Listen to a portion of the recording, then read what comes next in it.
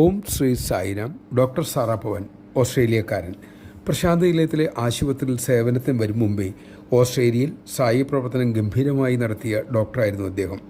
Sai centre നടത്താനും ത്രൈമാസികയായി സായി സന്ദേശം അച്ചടിക്കാനും വളരെ പണം ആവശ്യമുണ്ടായിരുന്നു.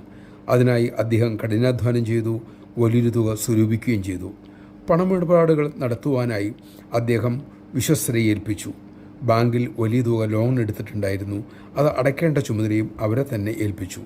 ഒരിക്കൽ അഭിമുഖവേളയിൽ ഭഗവാൻ പറഞ്ഞു, പണമിടപാടുകളിൽ നീ അശ്രദ്ധനാണ്. ഡോക്ടർ കരുതി തൻ്റെ ചിലവുകളെയായിരിക്കാം ഭഗവാൻ ഉദ്ദേശിച്ചതെന്ന്. പക്ഷേ ഭഗവാൻ ഉദ്ദേശിച്ചത് അദ്ദേഹത്തിൻ്റെ വിശ്വസ്തരായ വക്കീലിനെയും അക്കൗണ്ട് കൈകാര്യം ചെയ്യുന്ന ആളെയുമായിരുന്നു. വലിയ തുകയുടെ ചെക്കുകൾ പരിശോധിച്ച് ബോധ്യപ്പെടാതെ തന്നെ സാറാ പവൻ ഒപ്പിട്ട് കൊടുക്കുമായിരുന്നു. ഏറെ താമസിയാതെ സത്യം വെളിപ്പെട്ടു. പക്ഷെ അപ്പോഴേക്കും വളരെ വൈകിയിരുന്നു. ബാങ്കിലെ ലോൺ ഇവർ അടച്ചിട്ടില്ല. വാങ്ങിയ സ്ഥലങ്ങളൊന്നും തന്നെ തങ്ങളുടെ പേരിലുമല്ല. വിശ്വസ്തരായവർ പണമെല്ലാം തട്ടിയെടുത്ത് അവരുടെ പേരിൽ ബാങ്കിലാക്കിയിരിക്കുന്നു. ഡോക്ടർ പവൻ ഒന്ന് പകച്ചുപോയി.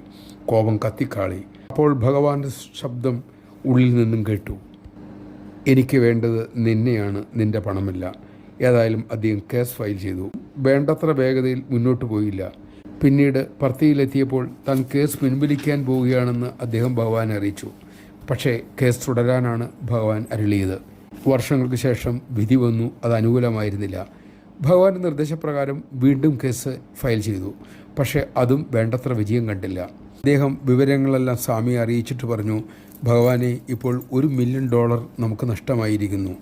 അത്രയേ ഉള്ളൂ, അതിൽ കൂടുതൽ പോകേണ്ടതായിരുന്നു. ഇങ്ങനെയായിരുന്നു ഭഗവാന്റെ മറുപടി. പിന്നീട് നീണ്ട പരീക്ഷണങ്ങളുടെ കാലമായിരുന്നു. ഡോക്ടർ പ്രാർത്ഥനയോടെ കേസുമായി മുന്നോട്ട് പോയി. ഇതിനിടയിൽ ആരോ പറഞ്ഞ് നാഡീജ്യോതിഷവും നോക്കി.